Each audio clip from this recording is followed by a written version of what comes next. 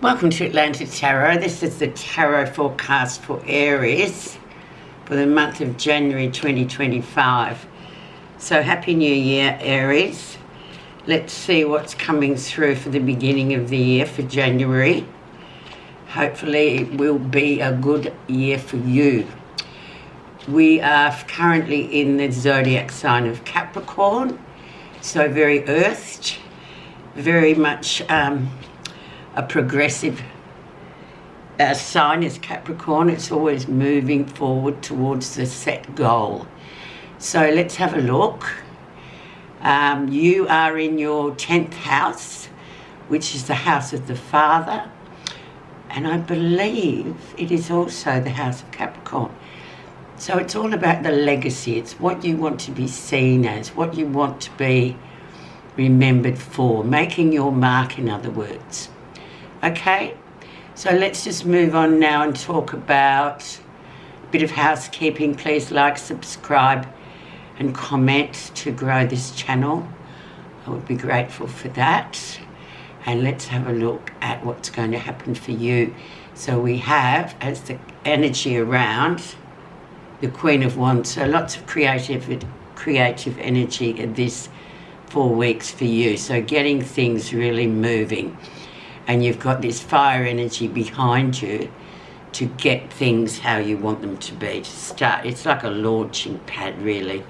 And Queen of Wands, obviously female energy, but obviously very sort of much an energy of taking no prisoners, getting things cracking, no sort of waiting around for, oh, let's think about it, let's dwell on it, we'll do it next month. No, not with the Queen of Wands around Aries, and you'll know it well because it's a fellow, she's fire sign, so she will literally kickstart your journey into 2026. Okay, so where you are right now, and we have the Three of Swords. So a bit of heartbreak, a bit of grief here with the Three of Swords always. It's a card of, basically, it's a card of, what would you call it? Sort of really deep examination of how you're feeling about certain matters, especially those of heartbreak and grief and loss. Sorry, I should have said heartbreak, grief and loss. Yeah, so it's almost that kind of card where we have to dig deep with this one, Aries. You can't avoid it because if you try, it just follows you. So it's about really going down in the depths and going, yeah, well, that still, for me, is quite heartbreaking. It is still quite something that I have not surpassed yet. It's still sitting in me. So I need to sort of welcome it in, if you like, Aries. Just say, come in, have a cup of tea. Let's sit down. Let's sort of really mull on it and try and see, you know, the root cause of it, as well as remembering that time. So that's where you are right now. Especially Christmas, New Year time as well. This can come up for a lot of people because obviously, you know, there's one person missing at the table. There's, you know, probably lifelong memories of things that go on at Christmas, isn't it? So just be on alert to really sort of try and delve into it, Aries. Don't try and cut the corners with this one because it will chase you, and it's meant to be sort of recognised, I guess. So let's see what's happening that you're not realising. Seven of Cups. So very much a card of, you can have 2 out of 7, you can have 3 out of 7, but you can't have 7 out of 7. It's also the card of illusion. So it's, as humans, we think, you know, or, you know, especially nowadays, and as long as I can remember, everyone seems to want everything all of the time. And it's just a human way of doing things. But it's like, no, you can't have everything all of the time.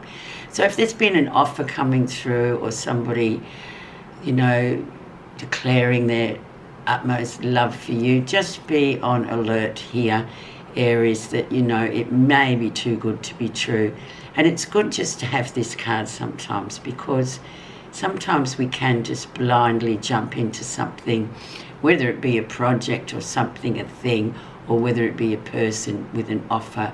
Usually because it's cups, it will be emotional, sort of in the emotional sphere. So you've got to remember to be a little circumspect and give it a little bit of time before you jump in. Okay?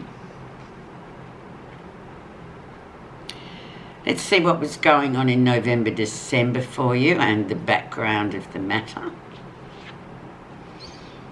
Lovely Page of Pentacles. So things really sort of earthed, grounded. A seedling has been planted. An idea has been sort of planted as well. And you're feeding and growing it as time goes by, hopefully, to make it grow into what you want it to be. For a project, can also be a child as well here. Often the pages are also referred to as the children, or children coming through, especially little earth children, in the earth sign children. So this has been brewing away here, but just remember it to water and feed this, or else it will wilt and die. So it needs that constant attention. And obviously it is going to be growing all the time into something that you want. So it's also patience into watching something grow, which is also very rewarding, is it not? So that looks really good for you, Aries. So keep on keeping on with that symbol there, with that little Page of Pentacles. Recent influences, and here we have the Emperor himself, the Father card. As I said, the 10th house does deal with the Father and all those constructs of Father that we, most of us have a good image of our Father, or a good role model of our Father. Some people obviously don't, and that's unfortunate. But this kind of energy can come from any kind of very strong male mentor that's been passing through your life as well, that just teaches you, the long way is the best way. Strategy is best. Discipline is absolutely utmost. And just keeping at something to make sure you achieve what you want to. And it does take a period of time, obviously, to get to where you want to be, especially with this Capricornian energy around. It's interesting that we're getting these sort of really earthy cards coming in, as well as a bit of grief and a bit of emotional energy as well. Okay, so here we have the Emperor. So remember, every project deserves, the discipline, the strategy, in order to, and the time to actually come to fruition. It's not going to be a wand waving matter where you just wave a wand and there it is, and you've suddenly received what you wanted without any effort whatsoever, as we know, don't we, Aries? Okay. The lesson you'll be learning in this 4 weeks, the first 4 weeks of the year. And we have another earthy card.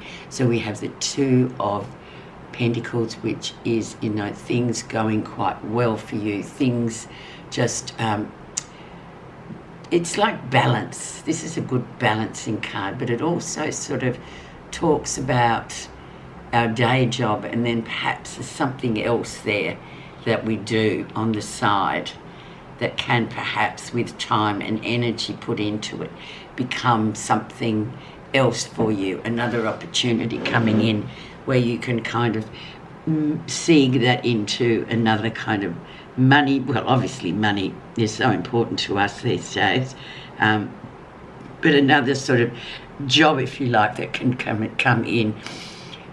But this is more of a passion play here, where you can sort of get that that can become monetizing for you if you so wish. And it does come from passion. It comes from something that we really love, and let's face it, we all really would love to be the lucky person to find another passion as well as what we do. on a day-to-day basis, which of course is the bread and butter. And this could be the jam. So keep on with that. But a really good card to say that you're in balance, you're in sync with what's going on in the household, in the job, in the material, mundane life that we have, you know. And then every now and again there's an extraordinary event which really sort of brings us up in the world, doesn't it? And makes us feel like, oh wow, but they're not around all the time. Near future, and we have the beautiful Wheel of Fortune. So here you are again, with a big major card, 2 big major cards so far, Aries, and this is the talk of, you know, putting the energy being put in and the energy being, and the rewards coming out, you know. And it's sort of, it's a great card for the beginning of the year. As you can see here, he's holding up, he's got the world on his shoulders, and then we sort of progress along and progress to the top where you probably are right now if you really sit and look at it. And then, of course, the wheel goes down and we do the whole cycle again. So it's very cyclic, it's very interesting, but it's also a very powerful card. This is the card of this planet Jupiter, so expansion and growth are very possible for you starting off January 2026. So wonderful there, Aries. I love that card for you.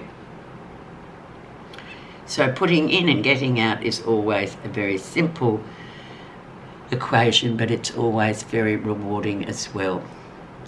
Let's see what's happening that you're not realising.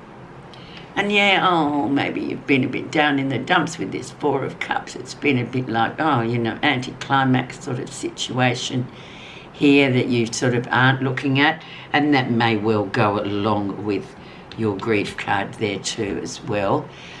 Grief for the year that's just gone past, because it has been one hell of a year for a lot of people, both globally and domestically, and, you know, privately. There's been a lot of goings on that have been really quite, I won't go into them, you know what they are, but that have been quite hard to take. And this can filter down sometimes into our own personal lives, where we just feel like, oh my God, you know, this is just revolting. However, it's only transitory. And because you have all these other really good cards surrounding you saying, come on, Aries, you know, this is just a transitory moment in time where we just do feel, some of us, a bit, you know, oh, this is really not a good scenario we're living in at the moment. But we need to pull ourselves out of that. And there's lots here to say to you, well, you're on a good path. So let's just focus forward to the future. And yeah, also we kind of have to realise sometimes, look at what we do have, not what we don't have with this card. It's that good old word that's been used around for the last couple of years of gratitude. There you go. How others see you. And the moon, so the unknown, the subconscious here. So they're not really knowing, other people are looking at you and thinking, oh, what's going on there with that Aries friend of mine, or my Aries wife or husband, or, yeah, there's a bit of a, it's subconscious, it's almost like nighttime energy, it's something's hidden that can't be really explained or divulged as yet. It's very sort of powerful major card as well. You haven't seen the whole picture. It's like some of it's sort of blurry. It's like the cloudy night and you can't see the moon. You can see a bit of light emanating from behind the clouds, but you can't really see the brightness and the beauty of it. So it's almost like what's going on. So we can apply this to other things in our life, and this is how others are seeing you. So maybe you are just in that phase at the moment where you're just kind of doing your own